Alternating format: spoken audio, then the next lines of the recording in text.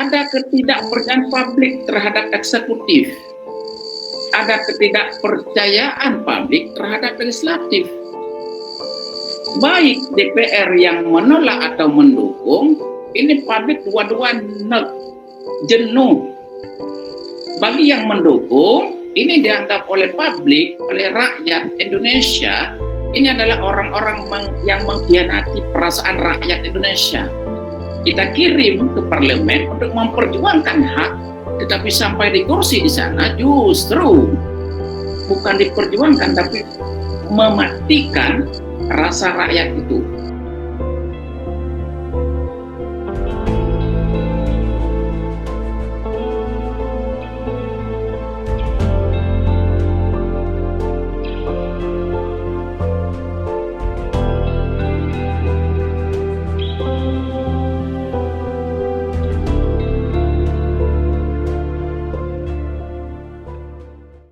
Assalamualaikum warahmatullahi wabarakatuh. Waalaikumsalam warahmatullahi wabarakatuh. Waalaikumsalam. Alhamdulillah wassalatu wassalamu ala Rasulillah wa ala alihi wa sahbihi wa mawalah. Syukur kepada Allah yang telah malam ini mempertemukan kita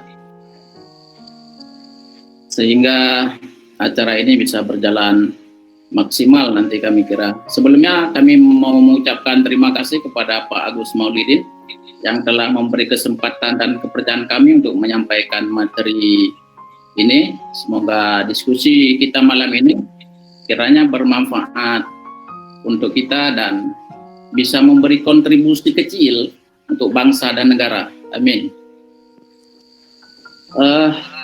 Jadi sebelumnya mohon maaf, bisa dengar suara saya? Bisa. Oke, jelas. Bisa jelas. Jelas, Pak. Baik, terima kasih. Jadi dampak Undang-Undang Cipta Kerja secara sosiologis itu kalau kita lihat dalam bingkai kacamata sosiologis itu ada beberapa dampak. Tentu apapun itu ada dampak. Jadi baik itu dampaknya positif maupun negatif. Jadi saya memahami hukum itu adalah sebagai undang-undang, atau undang-undang itu adalah sebagai hukum. Jadi kalau kita berjalan di lampu merah, itu kita memahami lampu merah itu berhenti. Artinya makna daripada lampu merah itu adalah berhenti. Sementara ada orang lain yang memahami lampu merah itu adalah memberi kesempatan kepada orang lain untuk berjalan. Jadi dua-duanya ada plus minus, ada dampak negatif dan positif. Nah, yang memahami lampu merah adalah berhenti, kita akan menggali lebih dalam apakah beliau ketika jalan di pagi hari, jalannya lengang, sepi, akan berhenti. Ketika beliau menjawab saya tidak akan berhenti, berarti meaning di awal tadi sudah bergeser.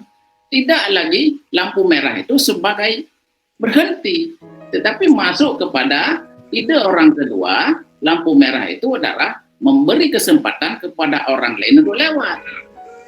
Pada jam-jam 3 pagi, jam 4 itu agak sepi lengang, lampu merah, orang tidak akan berhenti. Kenapa? Karena tidak ada orang yang dilanggar ketika dilewati. Jadi dalam undang-undang ini juga begitu. Ada sesuatu yang tidak jelas. Apanya yang tidak jelas? Mungkin ada salah satu fungsi yang tidak jalan sehingga terjadi shows ya. Dalam aturan itu kita lihat misalkan ada kepastian hukum, ada manfaat hukum, ada keadilan hukum, ada jaminan hukum. Jadi ini yang dipertaruhkan sehingga orang melihat yang memutuskan undang-undang ini bermanfaat. Sementara bagi orang yang akan menjalani hukum itu menganggap ini adalah sesuatu yang merugikan, sehingga ada perdebatan di sana sini, termasuk kita malam ini mencari kontribusi sehingga bisa menyumbang atau memberi sumbangsi bagi bangsa dan negara.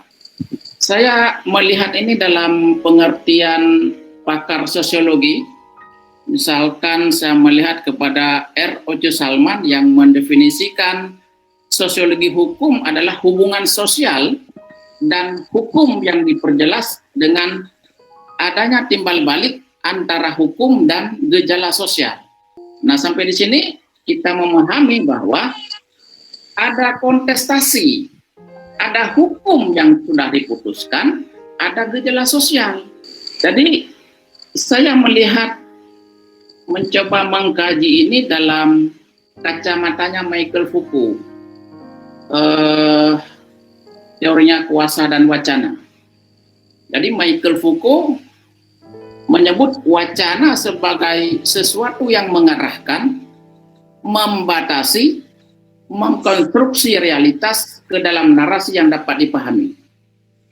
Hal ini berkaitan dengan struktur diskursif, ya, yakni bangunan besar dan secara sistematis batas-batas itu berbentuk sebuah epistem. Nah, melalui epistem sesuatu realitas dapat dipahami dan dimengerti dengan pernyataan dan pandangan tertentu. Nah, dari sini jelas sekali ada kepentingan, ada dua blok kepentingan yang coba diperdebatkan atau dalam bahasa filsafat dikontestasikan. Coba kita lihat misalkan struktur diskursif yang dibangun tentang PKI misalkan sebagai partai terlarang. Nah, pada masa Orde Lama partai ini adalah partai resmi, bahkan masuk 5 besar dalam memperoleh suara terbanyak. Nah, di masa Orde Baru, PKI justru menjadi partai terlarang dengan berbagai keburukannya. Tidak ada yang berubah dari PKI ini tentu sebagai objek, ya, tetapi yang membuat ia terlarang adalah struktur diskursif yang secara sengaja dibangun oleh Orde Baru bahwa partai yang suka memberontak dan anti Tuhan itu adalah PKI. Nah, wacana semacam ini membatasi pandangan, sehingga ketika PKI dibicarakan yang muncul adalah kategori pemberontakan dan anti Tuhan. Dalam teks undang-undang ini ada teks dan ada narasi. Teksnya sudah diputuskan, narasinya masih dikontestasikan. Bagi buruh ini sesuatu berita yang tidak menyenangkan. Tapi bagi orang-orang atau di DPR, legislatif atau eksekutif, ini adalah satu produk yang sudah diputuskan untuk kepentingan. Nah, dalam tanda kutip kepentingan. Jadi kepentingannya siapa? Di sini juga masih dikontestasi, dinarasikan dengan bahasa-bahasa yang lugas. Bagi buruh mungkin ini adalah sesuatu yang sangat merugikan, ya. Di mana misalkan ada beberapa poin yang selama ini beredar, misalkan kalau bagi Muslim pada saat hari Jumat mungkin hanya diberi waktu 1 jam, sementara untuk melakukan sholat ibadah Jumat itu butuh waktu minimal 2 jam, ya. Kemudian ada hari-hari di mana yang sakral seperti Idul Fitri, Idul Adha, yang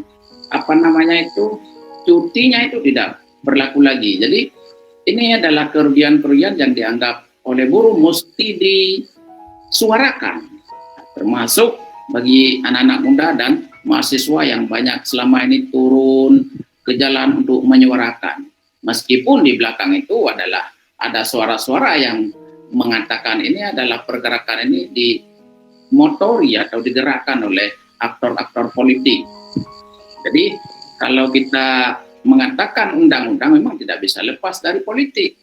Tetapi politik itu senang tidak senang kita harus ikuti. Seorang ibu-ibu ke pajak, dia membeli cabai atau bawang, itu ada kontestasi, itu juga politik. Nah, bagi bapak-bapak mungkin apakah anaknya mau pagi dia antar sendiri atau dikirim melalui becak atau Grab, itu juga politik. Jadi politik itu kita pahami dalam ranah yang cukup luas, sehingga undang-undang ini mengandung pro dan kontra, seperti misalkan apakah proses prolegnasnya jalan sebelum diputuskan, kenapa diputuskannya diam-diam, ada file yang sudah diputuskan tidak jelas, apakah yang 900 halaman atau yang 100. Jadi ada banyak pertanyaan-pertanyaan yang harus dijawab. Inilah kacamata yang perlu didiskusikan. Menurut Foucault ini ada wacana dan kuasa yang harus didialogkan. Kemudian coba kita lanjut ya. Persepsi tentang suatu objek itu dibentuk dengan dibatasi oleh praktik diskursif, dibatasi oleh pandangan yang mendefinisikan sesuatu bahwa ini benar dan yang lain tidak benar. Jadi seperti tadi ada A dan B, ada blok timur dan barat. Nah, sementara Jerman saya sekarang temboknya sudah dipecah, jadi menyatu. Tapi di kita ini tetap meskipun tidak ada tembok, tapi blok-blok itu tetap terbangun. Ya. Kemudian ketika kita mendengar kata film India, itu nalar kita tidak bisa lepas daripada ada nyanyian, nari-nari, kemudian ada aktor yang mengalahkan musuh birokrat, ada kepolisian yang korup. Itu citra yang dibangun.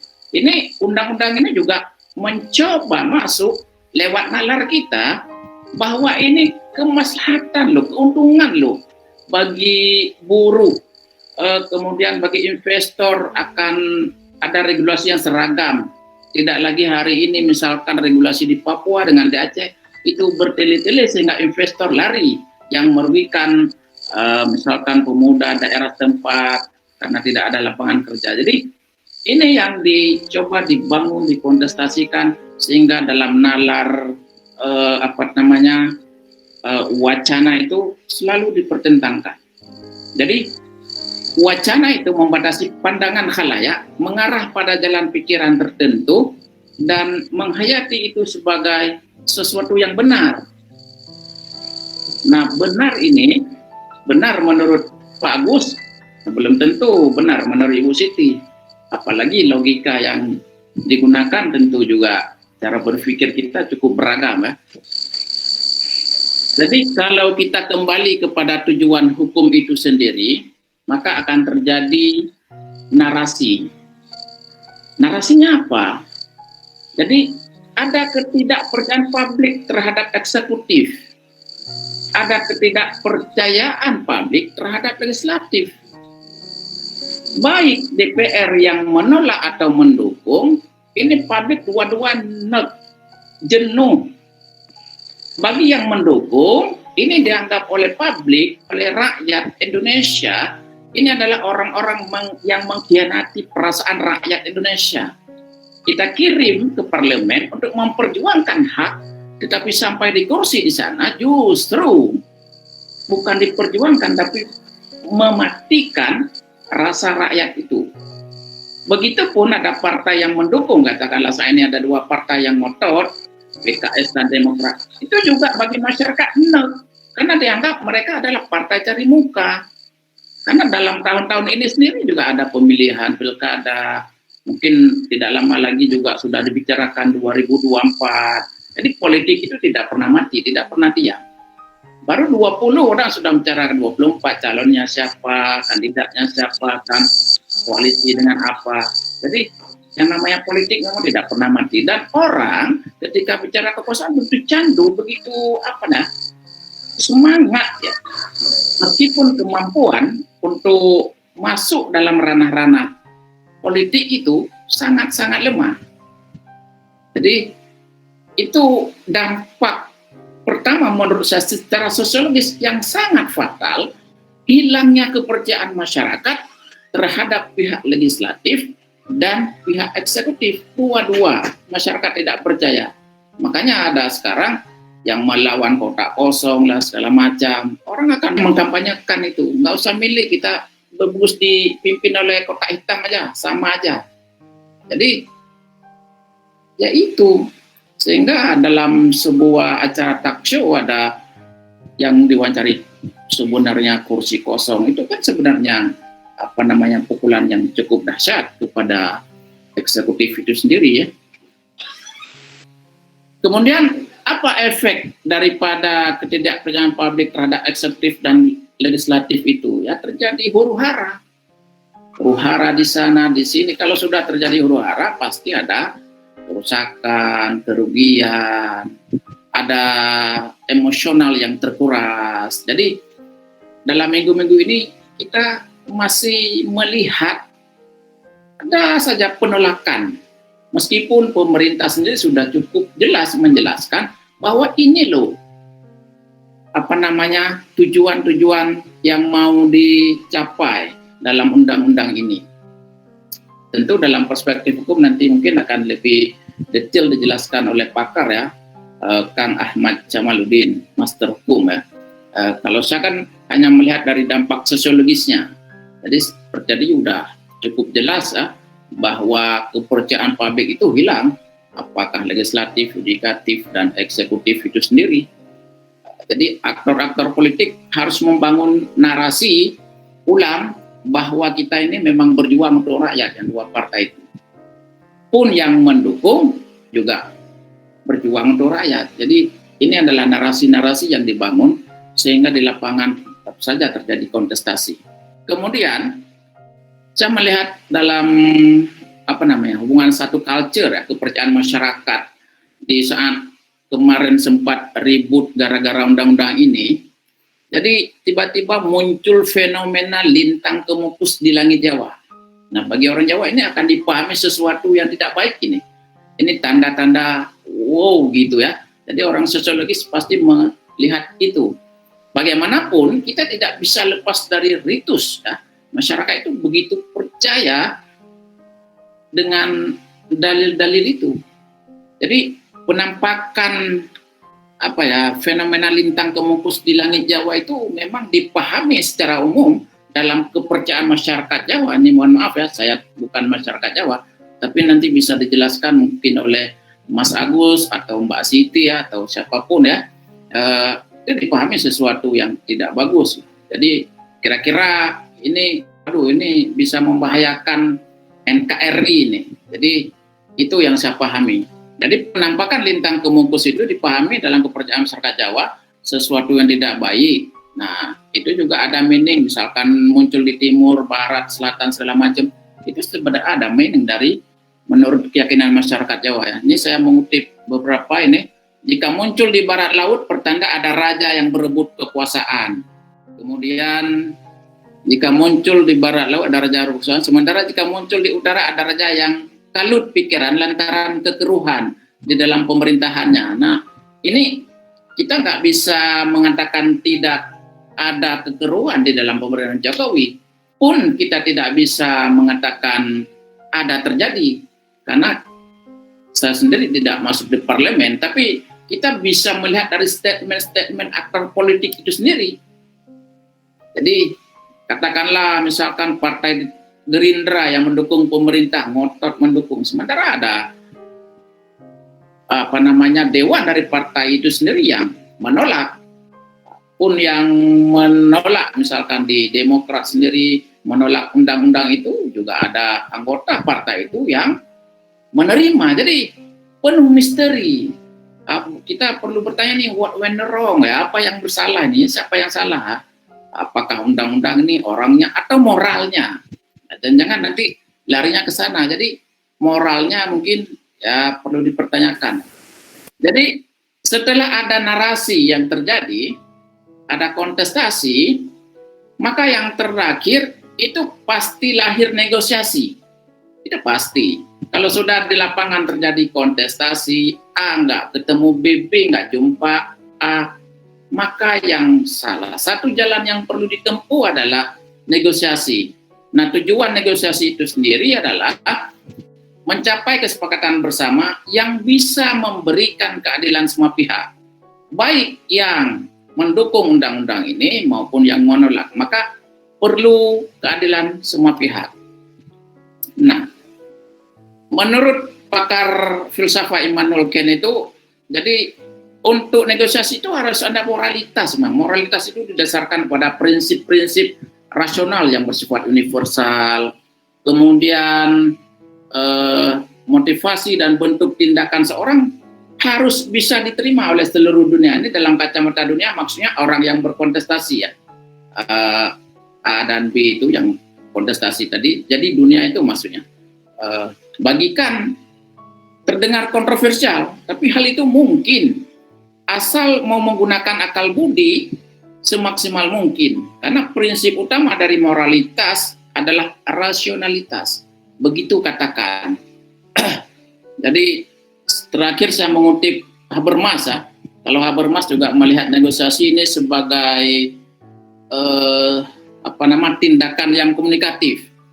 Ini yang disebut tindakan komunikatif, setiap orang harus bersedia melakukan komunikasi. Ini negosiasi. Ketika akan membuat keputusan ataupun tindakan yang berdampak pada orang lain, maka perlu komunikatif, negosiasi.